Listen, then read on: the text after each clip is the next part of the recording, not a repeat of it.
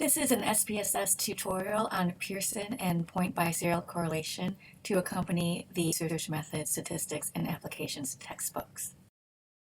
I recommend you follow along in the Student Study Guide with IBM SPSS Workbook.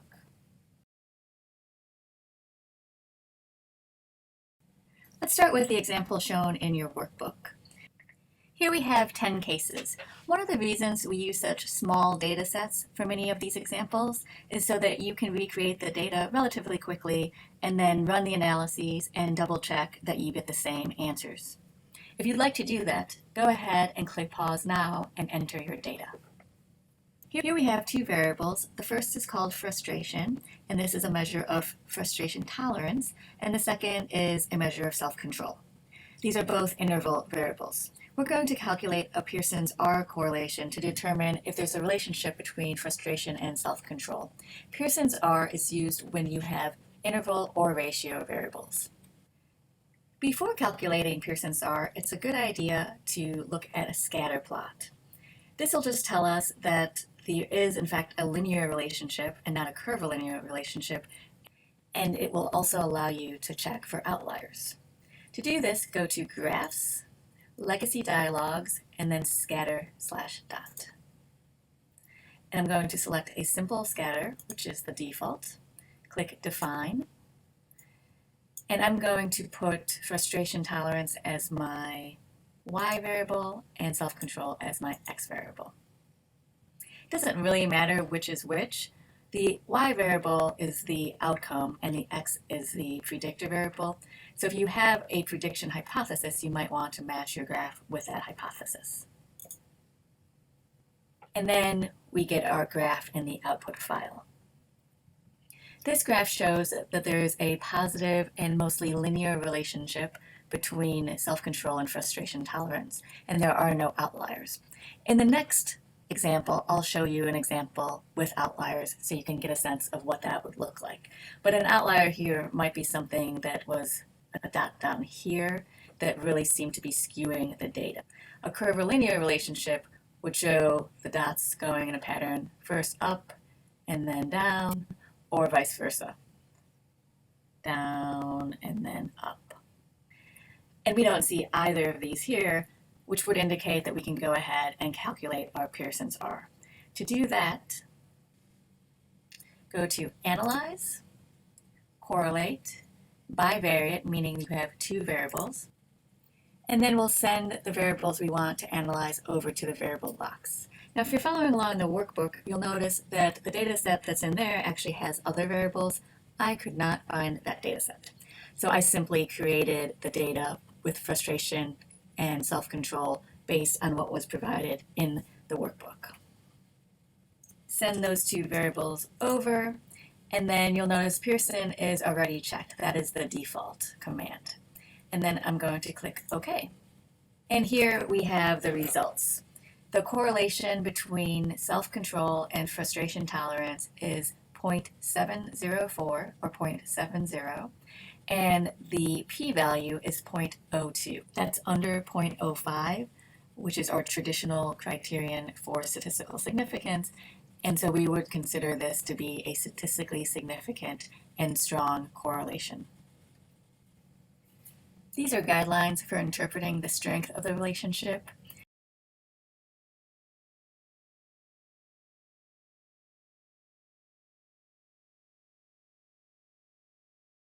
Let's take a look at another data set that's not shown in the workbook. We've got several variables here. The first ID number helps connect the participants' data in SPSS to the original questionnaires that they completed. They answered questions about their years of education. This is a ratio variable. They also responded with information about their starting salary at their current job. This is also a ratio. And then we have a rating of job satisfaction, which is an interval variable. Finally, we have the participant's gender. This is a nominal variable. With this data set, we can run two different types of correlations. The Pearson's R analyzes data that are interval or ratio, and so we've got three of those variables here. We can also conduct point biserial correlations between our nominal and dichotomous, meaning two categories, variable of gender, and our interval and ratio variables. Now for gender, we've got two categories, and they are coded as male equals 0 and 1 equals female. If we had three categories, such as non-binary, we would not be able to run point biserial correlations because we would have three categories instead of just two. Before calculating Pearson's R, we should look at a scatter plot. Go to Graphs, Legacy Dialogues, Scatter, Simple Scatter, Define.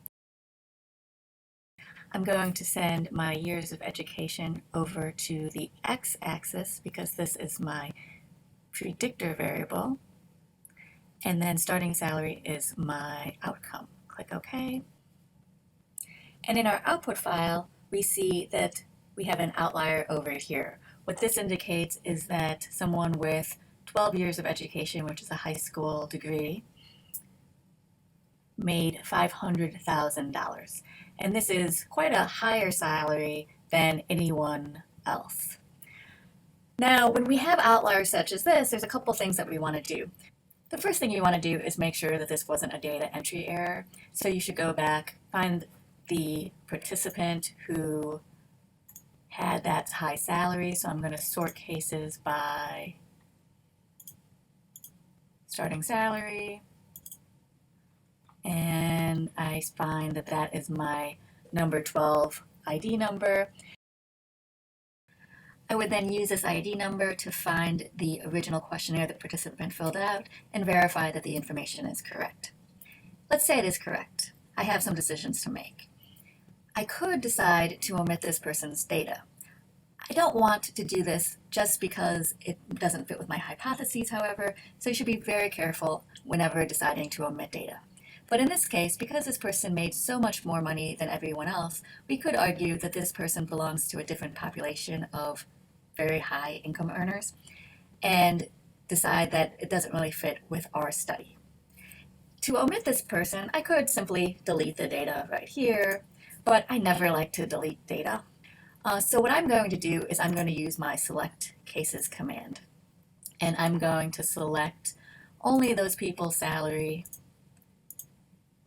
that's under a certain amount. So I'm going to say starting salary less than or $200,000, and then click continue and OK. And we see this participant is crossed out, and we've got a new filter variable.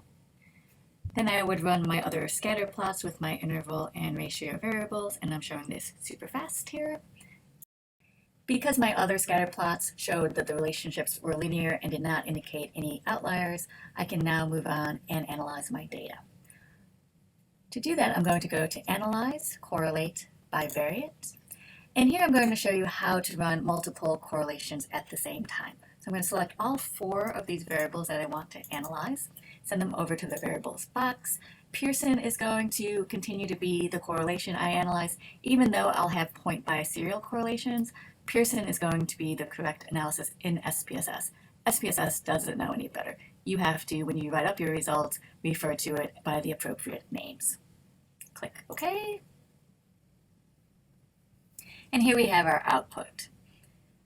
When you run correlation analyses, the results appear twice in the correlation matrix. It can be a little bit confusing to look at when you have multiple correlations, but it just takes a little bit of practice. You notice that we have years of education with starting salary, and we have a correlation of 0.425 or 0.43 when we round. We would report our p-value as less than 0.001 because we never report a p of 0.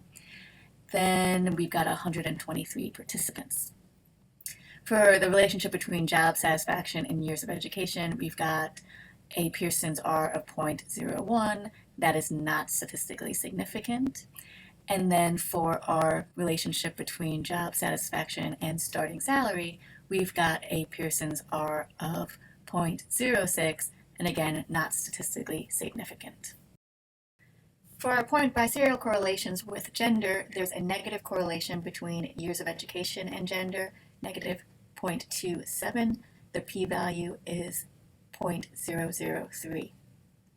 Also, a negative correlation between gender and starting salary, negative 0.24, p equals 0.008. In both these cases, those negative correlations are statistically significant. With gender and job satisfaction, there is not a statistically significant relationship. Our p is greater than 0.05, and the correlation is negative 0.10. Now, in order to interpret these 0.50 correlations, we have to know how the data were coded. In this example, 0 equals male and 1 equals female. A negative correlation suggests that females in our sample have less years of education and a lower starting salary. Now, had we coded it the opposite so that males had a higher score, in other words, female was coded as 1 and male was coded as 2, or any coding system in which males were assigned a higher number, these correlations would have been positive instead of negative. I realize I'm going through these pretty quickly, so let's do a quick review. Look at these correlations and their p-values and identify which of these are statistically significant and which are not. Hit pause if you need additional time. And here are the answers identifying the statistically significant correlations. Notice that I've highlighted the correlation coefficient, the p-value, and the n for all of these statistically significant results, and I only did the top part of the matrix. I ignored the bottom part. You may want to click pause so that you can take a closer look. Well, all right, we are done with correlation coefficients. I hope you enjoyed this video. My name is Eva McGuire.